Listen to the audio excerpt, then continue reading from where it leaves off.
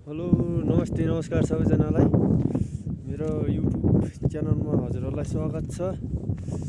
आज चाहिँ हामी दिङबुचेको यो माथिल्लो भेकमा जाँदैछौँ।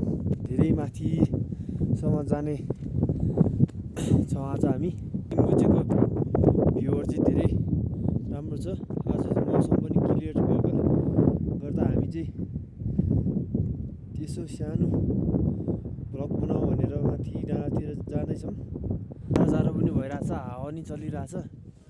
अघि एकछिनसम्म चाहिँ हिउँ परिरहेको थियो, तर अहिले चाहिँ हिउँ पर्नु छोडेर धेरै चिसो भएको छ, चिसो भइरहेछ।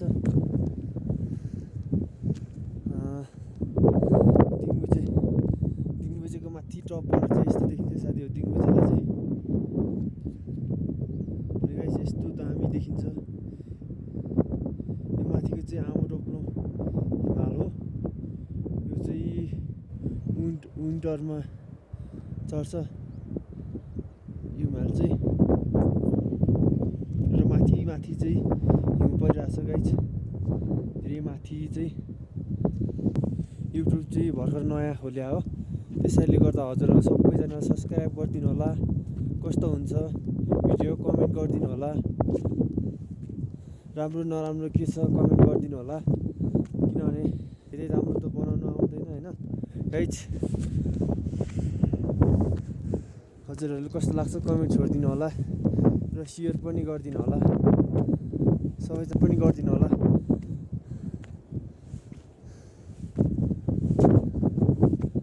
हामी चाहिँ जाँदैछौँ है गाइज माथि।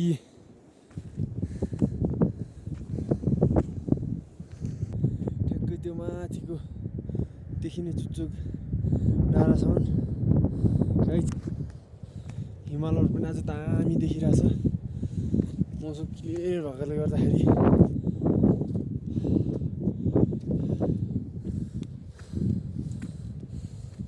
हात पनि लास्ट चिसो भइरहेछ गाइज।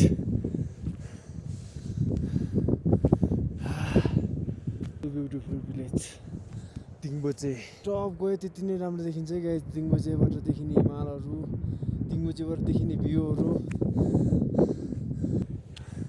हाइकम जाने बाटो है साथी, हाइकम जाने बाटो। यहाँ धेरै माथिसम्म जान्छ केसहरू गर्ने ठाउँ चाहिँ हो हजुर। क्या दामी सिन्छ।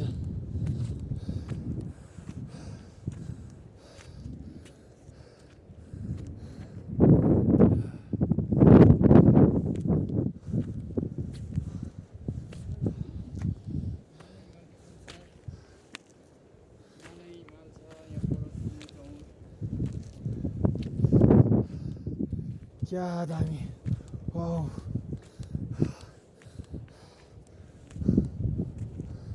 दिङबुचे चाहिँ धेरैचोटि आयो होइन, तर हाइकिङ गरेको चाहिँ फर्स्ट टाइम है गाइज। तर दामी छ।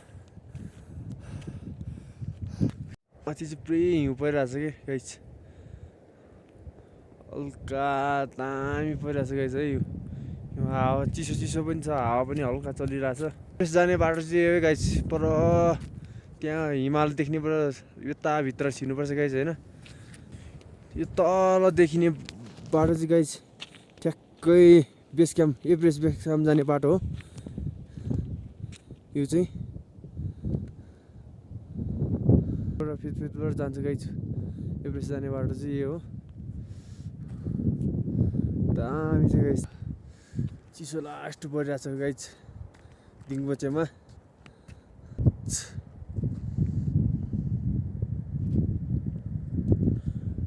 प्लिज भिडियो मन पऱ्यो भने लाइक गरिदिनु होला, कमेन्ट गरिदिनु होला र साथसाथै सब्सक्राइब पनि गरिदिनु होला प्लिज है। सबैजनालाई सब्सक्राइब गरिदिनु होला प्लिज। मन पऱ्यो भने लाइक कमेन्ट गरिदिनु होला।